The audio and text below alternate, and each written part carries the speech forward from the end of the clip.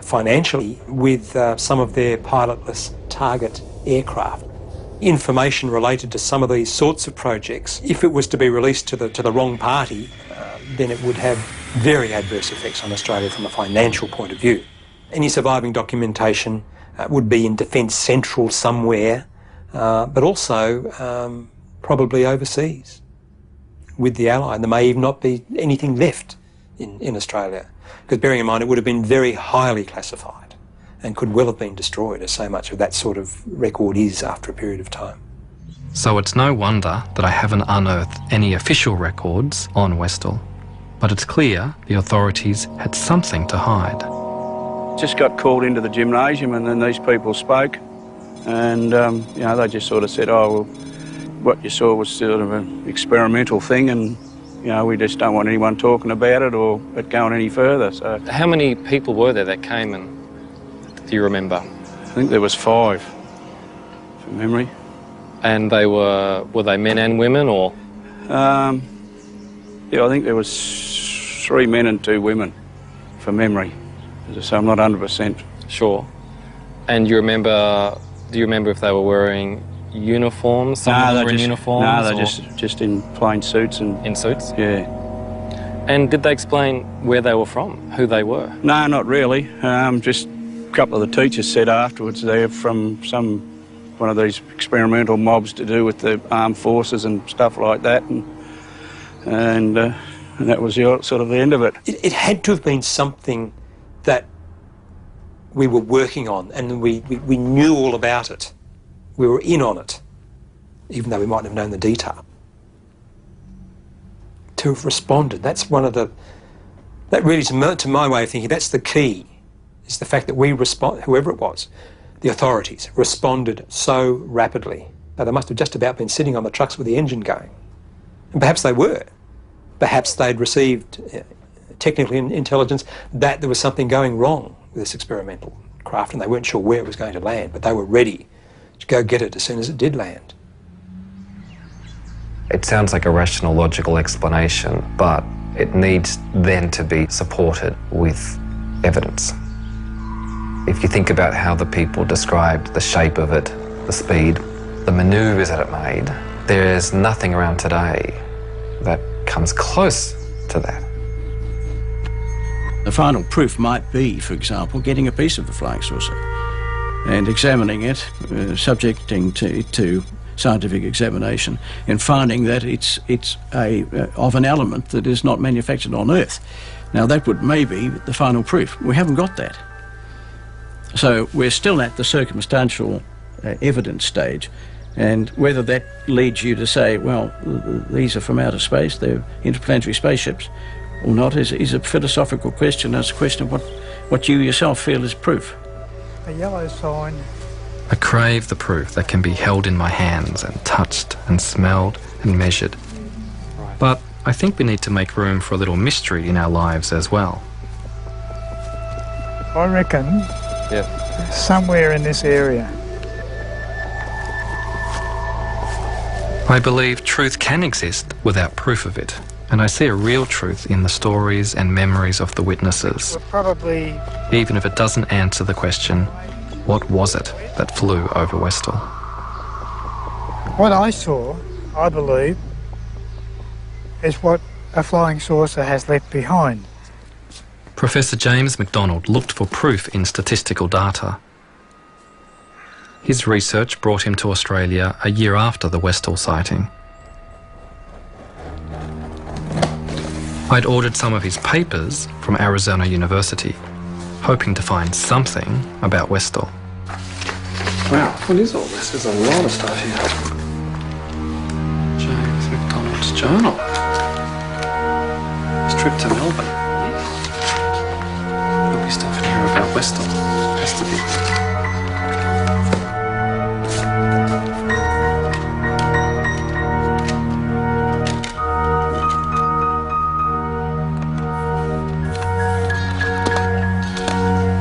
And recording next a discussion with Mr. Andrew Greenwood in connection with the Westall sighting. This business about the headmaster, he's the one who seemed to be quite influenced by some pressures to keep things quiet. He just told me that an Air Force officer had been out to the school, and I was teaching at the time, and he told me that he wasn't going to interrupt my class so that I could speak to them. He promptly told them to get lost together. They kind of had much time with him, because I know I was very friendly with the senior master of the school. He said they were only in his office for very few minutes, and Sambleby had sort of come out fuming and muttering, what rot, and all the rest of it. It's nice to have somebody telling the RAAF that it's a lot of nonsense and sending them packing. Victims of their own propaganda here. Yes. Now I had further corroborating evidence that the Air Force was involved at Westall. But students said other senior authorities also came to the high school. I was called down to the headmaster's office, and there were two men in the headmaster's office, very well-dressed gentlemen in suits. They weren't introduced to me in person, and I don't know where they came from. From my references now as an adult, I would say they were Asia. So this is the actual office? Oh, this feels quite weird, yes. Yes. There was a desk down this side here, and the headmaster was over here on that side, and the two men were standing over there, and I stood with my back to the window.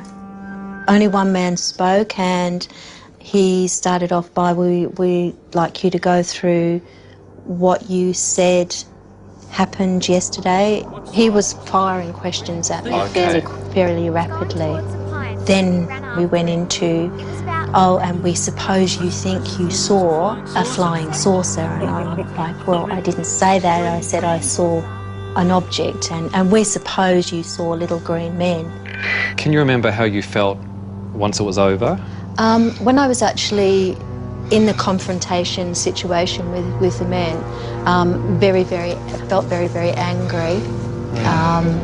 When I came out, I think I burst into tears. They were certainly Australian government, and I think it was part of their job to keep everything quiet and to not let the facts come out. They knew more than what they were saying. It was their job to squash what was being seen. It was a bunch of kids that saw this, so we would be able to squash this down. The authorities had found a way to silence the children, but they still had unfinished business with the teacher, Andrew Greenwood. He told me that two officers came to his home and threatened him under the Official Secrets Act. They said that he couldn't have seen a flying saucer at Westall because there were no such things as flying saucers. They threatened to tell people he was alcoholic, even though he wasn't. As a first-year teacher with a career ahead of him, he couldn't take the risk of speaking out. The person who had taken all the risks was Professor James MacDonald. His criticism of the government had provoked powerful enemies, but it didn't stop him challenging the establishment with other unorthodox scientific theories. Years ahead of his colleagues, he predicted high-altitude aircraft would destroy the ozone layer and increase the risk of skin cancer. He was invited to address the US Congress, but during his testimony, a congressman made an opportunistic attack. He publicly ridiculed MacDonald by saying he believed in UFOs and little green men. MacDonald's professional reputation was ruined. James MacDonald tried to create a climate of openness where unorthodox thinking could flourish. That's not what happened at Westall. I remember the assembly that we're all called for. We weren't even allowed to talk about it in school. We weren't allowed to mention it at all. There's like 20 people plus in the room at the moment, and there's a real buzz, and everyone's talking about my story. They're talking about the story. And as they're talking it through, they're putting the pieces together. It's wonderful. What isn't wonderful in the telling of this story is that Professor James MacDonald finally gave up the fight for UFO science. Humiliated and broken, he took his own life. MacDonald's suicide played on my mind. I began to think about weapons of mass destruction and global warming, where other brave scientists spoke out, and were quickly shut down. I want my son to grow up in a world where it's possible to discuss and investigate even the craziest ideas without fear of ridicule or punishment.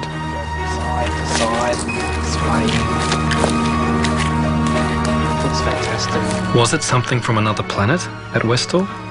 It certainly flew, as if it was. I'm left with the feeling that what people saw was what they said they saw. Something out of this world. All I knew was what I saw, and it definitely was not any aircraft of the day by any stretch of the imagination, and it certainly was not a weather balloon. It still would take me to my grave. What the hell was that? It was amazing, and something that, I've never forgotten. But you just sort of had it stored in the back of your mind because a lot of people are sceptical. The fact that they can travel so fast and that they've been spotted all over the world, landings and very similar stories of these patches of flattened grass or burnt grass. I personally believe that there is something going on somewhere else.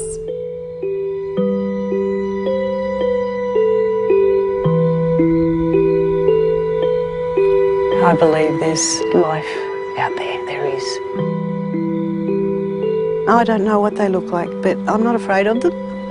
I look up at the sky and say, look, where are you people? Come and talk to me.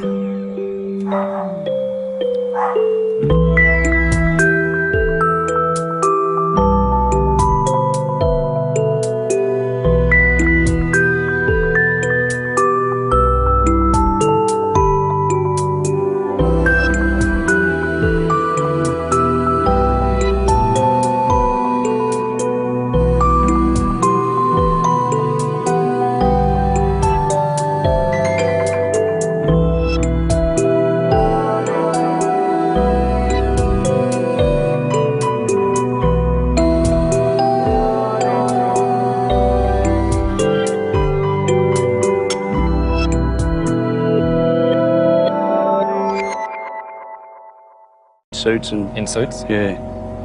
And did they explain where they were from, who they were? No, not really.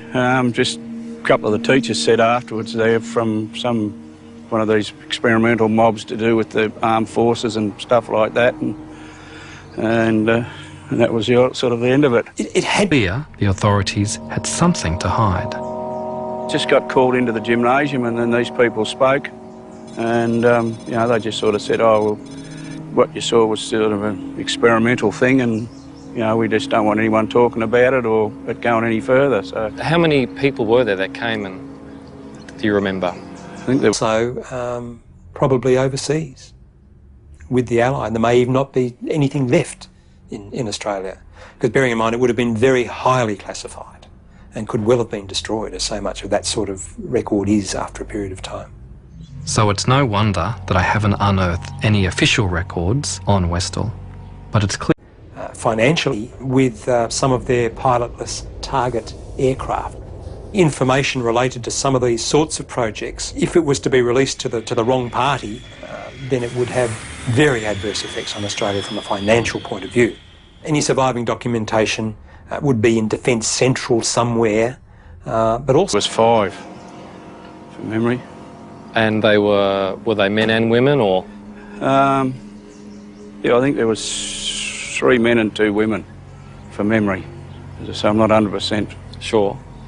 And do you remember if they were wearing uniforms? Some were in uniforms? No, they're just in plain